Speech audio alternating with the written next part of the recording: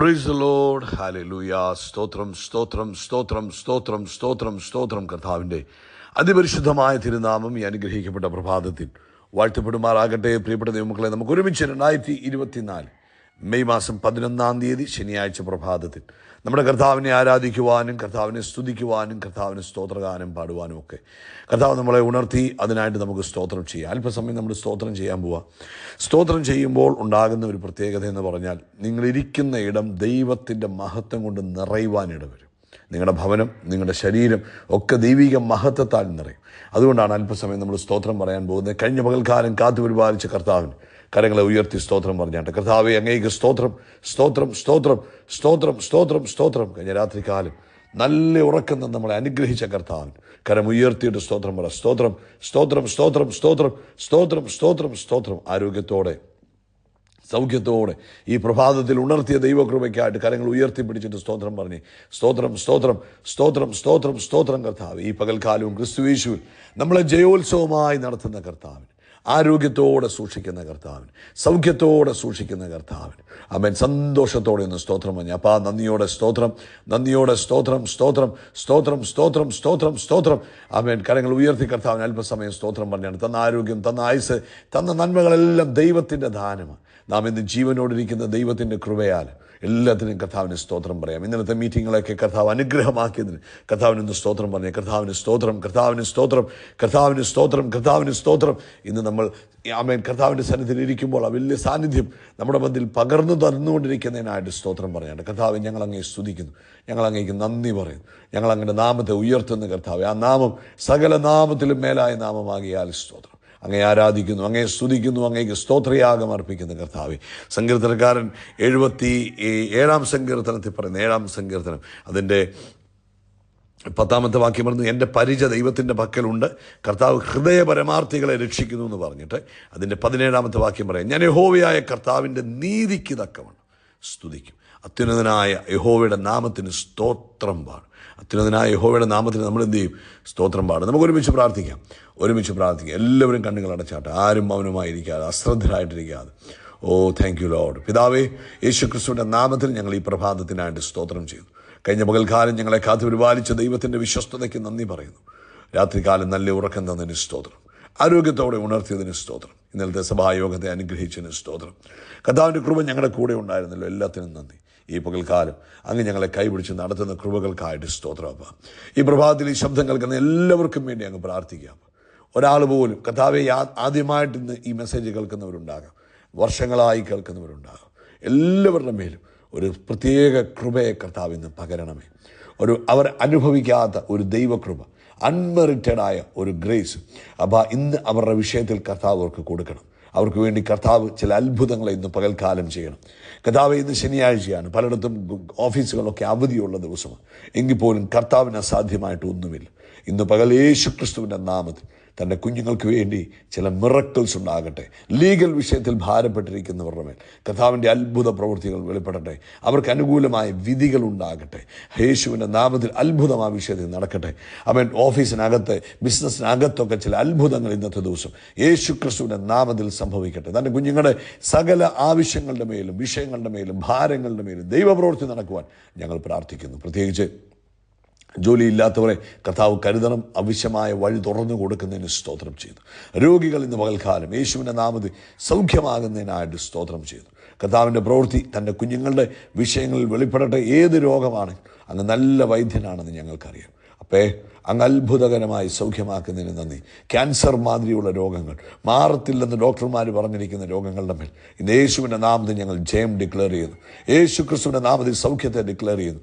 ആയുസ് കഴിയാറായി, അവൻ മരിച്ചു പോകുമെന്നൊക്കെ പറഞ്ഞിരിക്കുന്ന കേസുകൾ അത്ഭുതകരമായി സൗഖ്യമാകട്ടെ, അത്ഭുതകരമായി സൗഖ്യമാകട്ടെ. സകല പ്രതീക്ഷകളും നഷ്ടപ്പെട്ടിരിക്കുന്നിടത്ത് യേശുവിൻ്റെ നാമത്തിൽ പ്രതീക്ഷകൾ ഉണ്ടാകട്ടെ. ഹല്ലേലൂയ. ആമേൻ. ക്രിസ്തുയേശു പ്രത്യാശയുടെ ദൈവമാണ്. അങ്ങ് പ്രതീക്ഷ നൽകുന്നവൻ. ഇന്ന് തൻ്റെ കുഞ്ഞുങ്ങളുടെ ജീവിതത്തിൽ പ്രതീക്ഷകൾ പ്രതീക്ഷകൾ ഉണ്ടാകട്ടെ, ഹോപ്പ് ഉണ്ടാകട്ടെ. അത്ഭുതം നടന്നിരിക്കുന്നതിന് സ്തോത്രം ചെയ്യുന്നു. പ്രത്യേകിച്ച് ബ്ലഡ് ക്യാൻസർ മാതിരിയുള്ള ബുദ്ധിമുട്ടിലൂടെ പോകുന്നവർ ഇന്ന് അത്ഭുതകരമായി സൗഖ്യമാകട്ടെ. യേശുവിൻ്റെ നാമത്തിൽ അത്ഭുതം സംഭവിക്കട്ടെ. ജന്മവൈകല്യങ്ങളുള്ള കുഞ്ഞുങ്ങൾ ഞങ്ങൾ ഒരുമിച്ച് പ്രാർത്ഥിക്കുന്നു. ഓട്ടിസമുള്ള കുഞ്ഞുങ്ങൾ, ഡൗൺ സിൻഡ്രോമുള്ള കുഞ്ഞുങ്ങൾ, സെർബ്രൽ പാലസി, ആമേൻ, സ്പീച്ച് ഡിലേ ആയിരിക്കുന്ന കുഞ്ഞുങ്ങൾ, ആമേൻ, കേൾവിക്ക് ബുദ്ധിമുട്ടുള്ള കുഞ്ഞുങ്ങൾ, ഇങ്ങനെ ജന്മനാ വൈകല്യങ്ങൾ, ജന്മനാ ഹാർട്ട് പ്രോബ്ലം ഉള്ള കുഞ്ഞുങ്ങൾ, കർത്താവേ ഞങ്ങളിപ്പോൾ അങ്ങനെ കൈകളിൽ തരുന്നേ. യേശുവിൻ നാമത്തിൽ അത്ഭുതം നടക്കട്ടെ. യേശുവിൻ്റെ നാമത്തിൽ അത്ഭുതം നടക്കട്ടെ.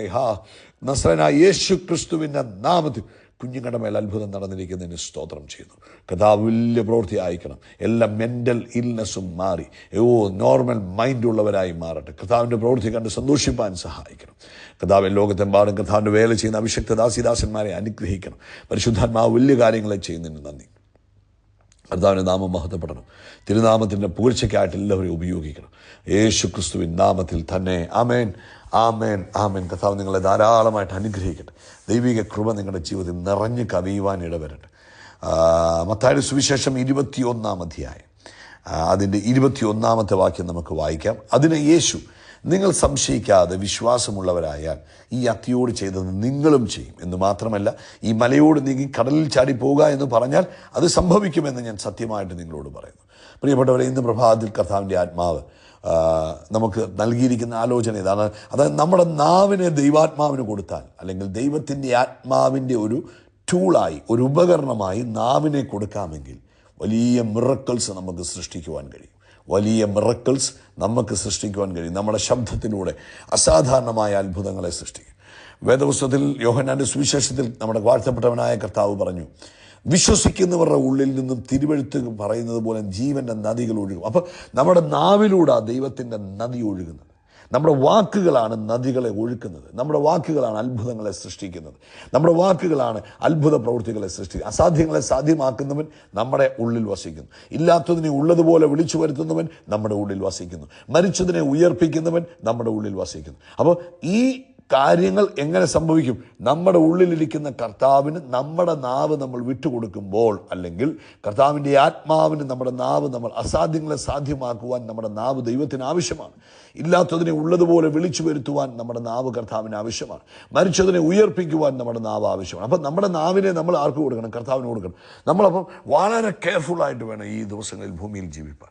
അത് നിങ്ങളുടെ കുടുംബത്തിനകത്തായാലും, നിങ്ങൾ ജോലി ചെയ്യുന്നിടത്തായാലും, പബ്ലിക് പ്ലേസുകളിലായാലും നിങ്ങളുടെ നാവിനെ കുറിച്ച് നിങ്ങൾക്ക് ഭയങ്കര ഒരു ബോധ്യമുണ്ടാണ്. കാരണം നിങ്ങളുടെ നാവ് കർത്താവിൻ്റെ ടൂളാണ്. ഈ നാവ് ഉപയോഗിച്ച കർത്താവ് വലിയ കാര്യങ്ങൾ ചെയ്യാൻ പോകുന്നു. അപ്പോൾ ഈ നാവിലൂടെ ആ കർത്താവ് അസാധ്യമായതിനെ, അപ്പോൾ നിങ്ങളുടെ മുമ്പിൽ എന്തോ അസാധ്യം വന്നാലും നിങ്ങളുടെ നാവ് കൊണ്ട് അസാധ്യത്തെ നിങ്ങൾ എന്ത് ചെയ്യണം? സാധ്യമാക്കുന്ന വാക്കുകളെ പറയാവുള്ളൂ. അപ്പോൾ അവിടെ അസാധ്യങ്ങൾ സാധ്യമാകാൻ തുടങ്ങും. ഒരു പക്ഷേ പറഞ്ഞാൽ ഉടനെ സംഭവിക്കണമെന്നില്ല, പറഞ്ഞാൽ ഉടനെ നടക്കണമെന്നില്ല. പക്ഷെ കീപ്പ് ഓൺ സേ, പറഞ്ഞുകൊണ്ടേയിരിക്കണം, നിർത്തരുത്. അസാധ്യം സാധ്യമാകും. നിങ്ങൾ പറഞ്ഞുകൊണ്ടിരിക്കണം. കാരണം നിങ്ങളുടെ ഉള്ളിൽ ആ ജീവൻ്റെ നദിയുണ്ട്.